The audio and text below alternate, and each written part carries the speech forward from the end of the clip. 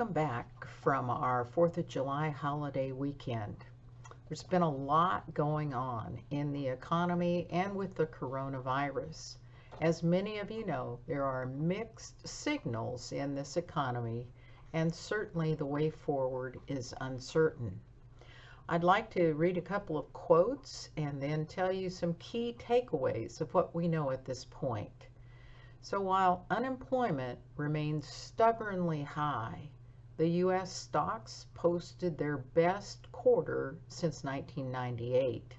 According to Jerome Powell, while this bounce in economy activity is welcome, it also presents new challenges, notably the need to keep the virus in check.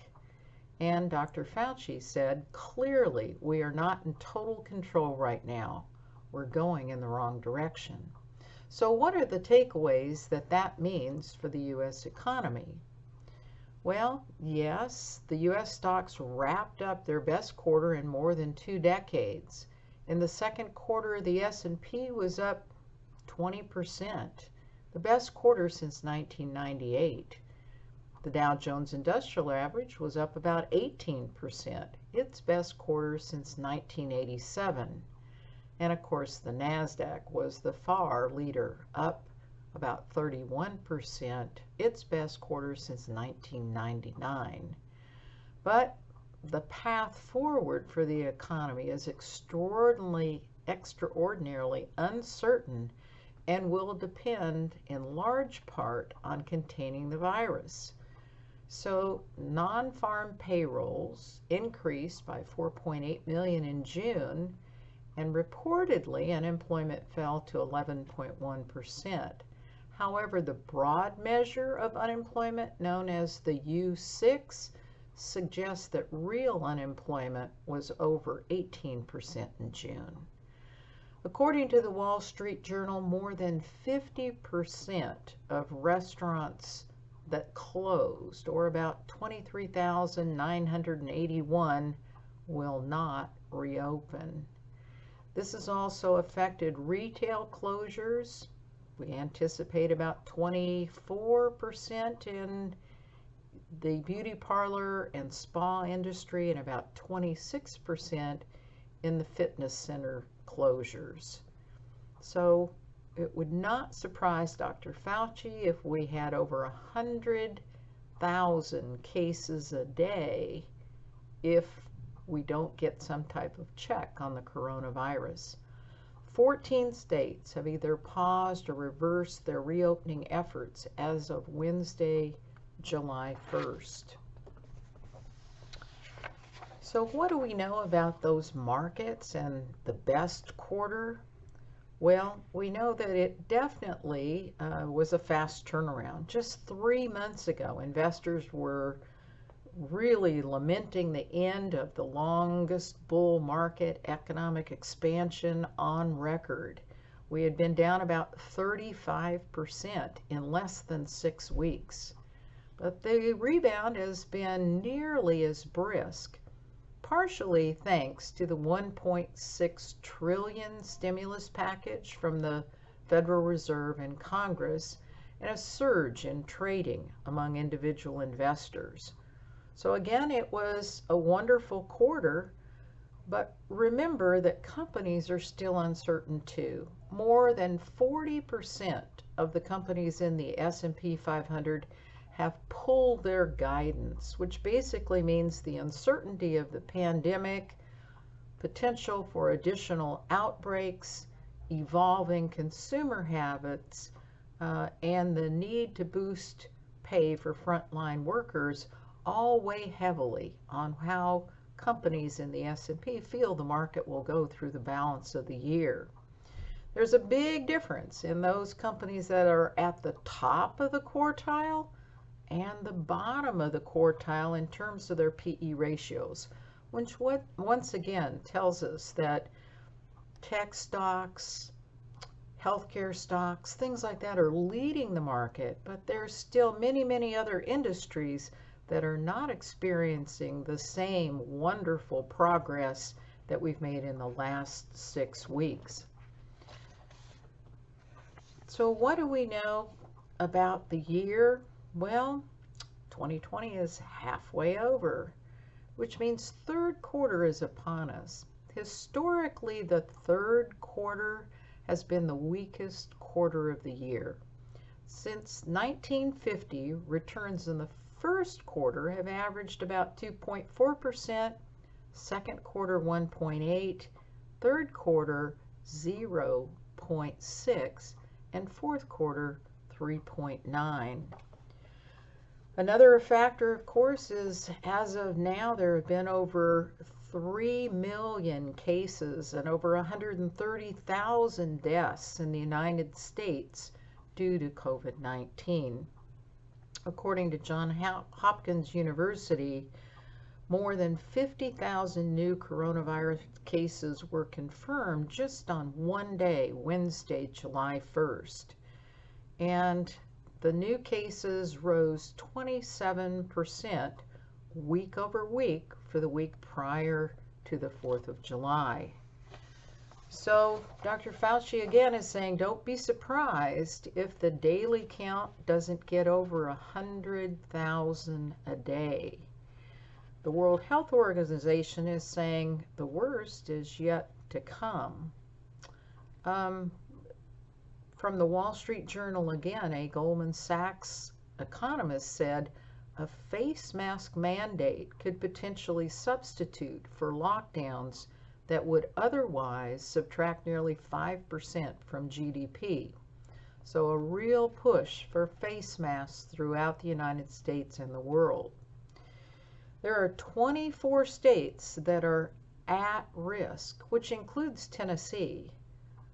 4 states are all that are on track to contain COVID-19. So imminent outbreaks are 6 states or more, which tells us we have a long way to go. Well, what about spending and income streams? Well, Americans are cautiously beginning to spend more, which will help us dig out from this severe recession. Goods and services rose 8.2% in May. This is a great number, more than double the all-time high back in 1959, and boosts the notion that consumers are eager and able to spend despite historically high unemployment. It also shows how far the economy still has to go to recover. This deep recession has still got us down 12% from pre-lockdown levels. Pending home sales have notched a record high, setting a 44.3 monthly increase in May. That's a positive sign for the U.S. economy. The housing market is likely to benefit from low mortgage rates, stronger demand for larger spaces as more and more people work from home, and a desire to move away from crowded cities to avoid exposure to the coronavirus, says the Wall Street Journal. Consumer confidence partially rebounded in June. It's now up to 98.1%. But remember, prior to the pandemic, it was at 101%. So what do we see? What's some of the good news that we might want to look at? Well, we see that the economy had a V type of recovery going from mid-April through mid-June. But where do we see the brakes on? Well, the last 2 weeks of June said that, we were about at a flat line. So we didn't see that same level of increase. There is about a 20% chance that a second wave of infections could create a W, not a V, recovery. And don't forget, unemployment, or the real unemployment numbers, are probably somewhere still around 18%. Jobless claims last week rose to about 19.3 million. Now that was an increase of about 60,000 from the week prior. Approximately 50% of the adults in the U.S. are not working at this point. So Dr. David Kelly of J.P. Morgan Chase says that leaving the unemployment rate in double digits will probably extend through 2021. And of course, Chair Powell says a second outbreak could force the government and people to withdraw again from economic activity. Dr. Kelly, who again is a global strategist, said many countries in Europe and particularly East Asia have been more successful than the U.S. in taming the virus and should consequently experience a shallower recession and quicker rebound. The U.S. will remain the regional outperformer. And again, what we see is that we should be looking more to tech and defensive types of positions. Investors looking for income probably should consider dividend income from equities in sectors that are less vulnerable to a long pandemic. Fixed income investors may want to look at mortgage-backed securities. So what have we seen? Of the 10 best quarters since 1950, the S&P index has climbed every time in the next quarter with an average of an 8% jump. Certainly, we might say that in the short to medium term, the path of least resistance for stocks appears to be higher.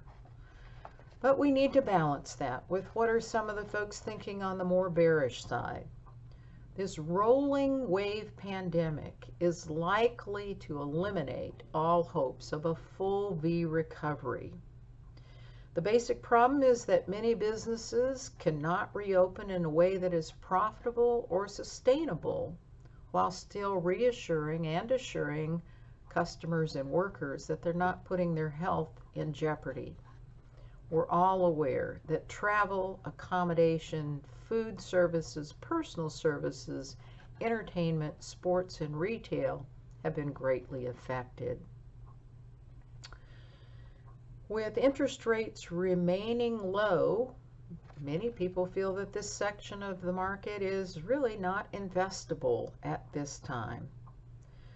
The run for the White House is another element that could have an effect on our economy.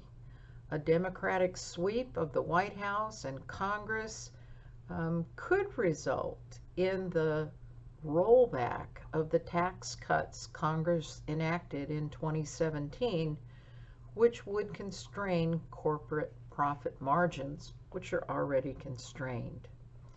For now, investors should position their assets not just for hope of an early cure, but the more likely path of a long struggle and a rolling wave of the pandemic. So as I mentioned, this is a time where we are getting mixed signals. We hope that we can be here for you and attempt to give you good, sound information and advice. Always count on Prosperity Partners Wealth Management to be your partner during these uncertain times. Thank you.